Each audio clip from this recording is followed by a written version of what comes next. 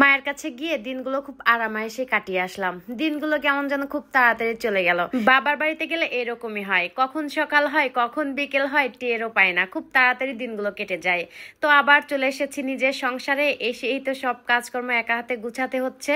তো যাই হোক, আসসালামু আলাইকুম, সবাই কেমন আছেন? আশা করি অনেক বেশি ভালো আছেন, আমিও কিন্তু অনেক বেশি ভালো আছি। তো বাড়ি থেকে এসে দেখি আমার গাছগুলোর অবস্থা একদমই খারাপ। কি যে বাজে একটা অবস্থা, মানে পানি শুকিয়ে গেছে, গাছগুলোতে পানি দেওয়া হয়নি, আর একদম কেমন যেন হয়ে গেছে। গাছগুলো দেখে একদমই ভালো লাগতেছে না।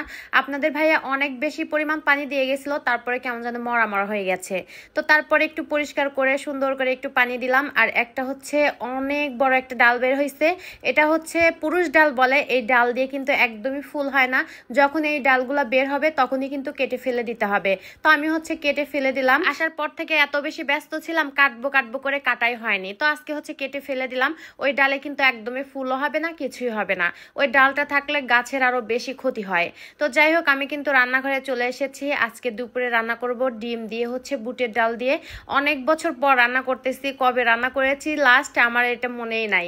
তো আজকে ভাবলাম যে একটু ডাল দিয়ে তারপর হচ্ছে ডিম দিয়ে রান্না করব। আর আপনাদের ভাইয়াও আজকে বাসায় নেই, তো কিছু প্লেট বাটি ছিল, তো সেগুলো পরিষ্কার করে তারপর হচ্ছে রান্নাটা বসিয়ে দিয়েছি। ওদিকে ডাল আর ডিমটা সিদ্ধ হতে থাক, এদিকে কিন্তু ভাতও প্রায় হয়ে এসেছে। একটু পাতিলের কিনারাটা পরিষ্কার করে দিলাম। যখন ভাত হয়ে যাবে তখন কিন্তু এইগুলা একদমই উঠতে চায় না, তখন শক্ত হয়ে যায় মারগুলো, তখন পরিষ্কার করতে অনেক বেশি কষ্ট হয়ে যায়। তো ভাতও হয়ে গেছে প্রায়, একটুখানি চুলার উপর রাখলেই কিন্তু হয়ে যাবে।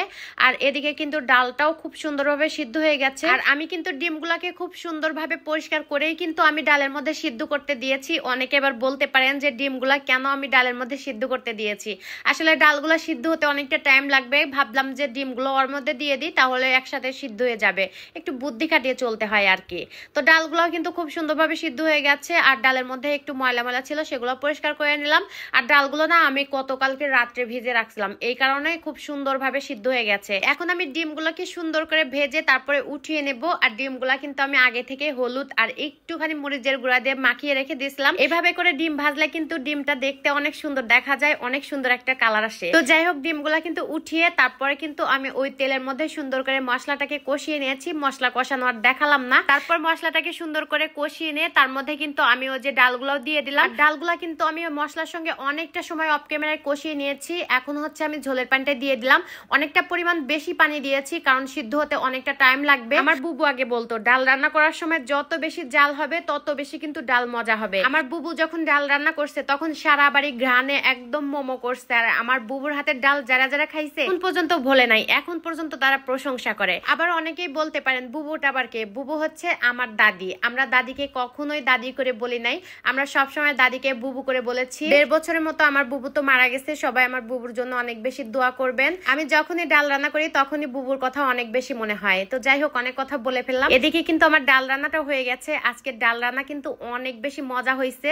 তো চেখে দেখলাম একটু লবণটা কম হয়েছে, লবণ দিয়ে দিলাম। আর সামান্য পরিমাণে একটু জিরার গুঁড়া দিয়ে দিলাম। এখন হালকা করে জাল দিয়ে তারপর নামিয়ে নেব। তো যাই হোক, আজকের ভিডিওটা এইখানে শেষ করলাম। সবাই ভালো থাকবেন, সুস্থ থাকবেন, আল্লাহ হাফিজ।